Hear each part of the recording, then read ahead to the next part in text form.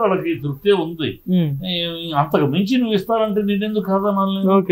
అంతకు మించి ప్రధానమంత్రి కూడా చేతులు కలుపుతా ఉంటే ఎందుకు కాదనాలి అనే లెక్కలో పడ్డారు. అది సానుకూలంగా పడింది.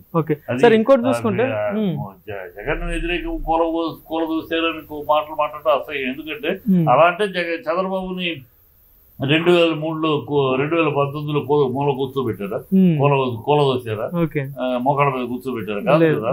ఆ టైంలో అటు పాజిటివ్ గా అనుకున్నారు. ఒక ఛాన్స్ తోటి సానుభూతి చూపించారు. ఇవాళ మిమ్మల్ని మీ మీద సానుభూతి చూపించారు. మీ కాంబినేషన్ ని ఏదో వస్తుందని నమ్మారు. సార్ మరి పవన్ కళ్యాణ్ జనసేన పార్టీ విషయంలో చూసుకున్నా కూడా 21 స్థానాలకు 21 ఎమ్మెల్యేలు, 2 ఎంపీలు గెలవడం 100% స్ట్రైక్ రేట్. సో మరి ఎట్లా చూడొచ్చు సార్? అంటే దేనికి అంటే అటు టీడీపీకి జనసేన ప్లస్ అయి ఉండొచ్చా, దీనికి అది ప్లస్ అయి ఉండొచ్చా? 3 కాంబినేషన్ వల్ల అమ్మా. ఎందుకు కాంబినేషన్ వల్ల అంటే ఇదే ఒంటరిగా పోటీ చేసినప్పుడు 100కు 100 ఫెయిల్ అయ్యారు. అవును, కాంబినేషన్ లో 22 సక్సెస్ అయ్యారు. ఇదే కాంబినేషన్ కాకుండా సపరేట్ 23 సీట్లే, ఇవాళ 130 సీట్లు. అవును, ఇదే కాంబినేషన్ లో వచ్చినప్పుడు 2 సీట్లే, ఇవాళ 8 సీట్లు. కాంబినేషన్ లో ఒకళ్ళకొకళ్ళు సహకరించుకుని ఒకళ్ళ వల్ల ఒకళ్ళు లాభం పొందారు. ఇది నా వల్ల నువ్వు, నీ వల్ల నువ్వు, మాది చరిత్ర అనుకుంటే అది అంతకన్నా అవివేకం బ్రహ్మం మరొకటి లేదు.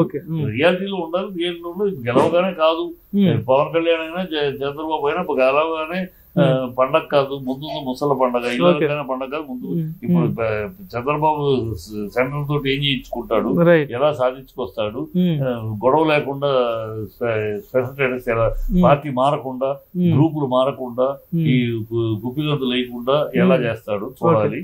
స్పెషల్ స్టేటస్ కావాలి రాష్ట్రం. నువ్వు అందుకే పోరాడావు, అందుకనే విభేదించావు. ప్రజల ముందు దానికి సమాధానం చెప్పాలి. పవన్ కళ్యాణ్ ఇప్పుడు తన పరిస్థితి ఏంటి, నెక్స్ట్ ఏంటి, నెక్స్ట్ చంద్రబాబు తనని ఎట్లా తొక్కబోతాడు, తను ఎట్లా నొక్కబోతాడు, తన కొడుకును పైకి తీసుకురావడానికి. నిన్ను వదిలేస్తే నువ్వు పైకి వెళ్ళిపోతే తన కొడుకు అడుగు పడిపోతాడు. కనుక అది చంద్రబాబు వ్యూహం కాదు.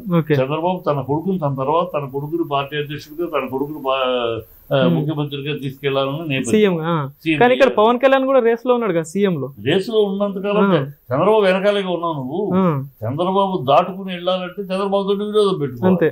అంటే రాబోయే ఎన్నికల్లో చూసుకుంటే, అంటే ఏదైతే మళ్ళీ 5 సంవత్సరాల తర్వాత మళ్ళీ ఏదైతే ఈ కూటమి ఉన్న ఏదైతే 3 పార్టీలు, మరి అప్పుడు వీళ్ళ మధ్యలో ఉండొచ్చు అంటారా? ఈ కూటమి వస్తే చంద్రబాబు ముఖ్యమంత్రి. ఈయనే ఓపెన్ గా చెప్పేశాడు కదా, చంద్రబాబు ముఖ్యమంత్రి చేయడం కోసం ఓట్లేయండి అన్నాడు. అది చెప్పేసాడు. రేపు కూడా అదే. చంద్రబాబు రాజకీయాల్లో బతుకున్నంత కాలం, చంద్రబాబు ఉన్నంత కాలం నువ్వు చంద్రబాబు పక్కనే కానీ, చంద్రబాబు వెనకే కానీ చంద్రబాబు దాటుకుని నువ్వు ముఖ్యమంత్రి కాదు. అలాంటి అవకాశం పోగొట్టుకున్నాడు పవన్ కళ్యాణ్ గతంలో. ఏ కారణాలు అయితే ఆయన డైరెక్ట్ గా నేను ముఖ్యమంత్రి క్యాండిడేట్ గా, బీజేపీ తను సపరేట్ గా 2020లో తీసుకున్న నిర్ణయం ప్రకారం వీళ్ళిద్దరూ ప్రయాణం చేస్తుంటే చంద్రబాబు చూసాం, జగన్ చూసాం. ఇవాళ పవన్ కళ్యాణ్ ముఖ్యమంత్రిగా బీజేపీ అంటుంది, పైన మోడీ ఉన్నాడు అని చంద్రబాబు ఈ జగన్ పవన్ ఒక ముఖ్యమంత్రి క్యాండిడేట్ గా ఎస్టాబ్లిష్ అయ్యేవాడు. ఇవాళ ఆ సీట్ పోగొట్టుకుని నేను ముఖ్యమంత్రి క్యాండిడేట్ కాదు, ముఖ్యమంత్రి చంద్రబాబే, అతనికి ఓటైన మీద అడిగాడు. కనుక ఇప్పుడు రేపు 29 ఎన్నికల్లో ఇదే సినారియో ఉంటుంది. యాంటీ అవ్వాలి చంద్రబాబు. అంటే చంద్రబాబుతో విరోధం వస్తే గానీ, అంటే చంద్రబాబు తన కొడుకును ప్రమోట్ చేయడానికి పవన్ కళ్యాణ్ ఎంతగా తగ్గిస్తాడు.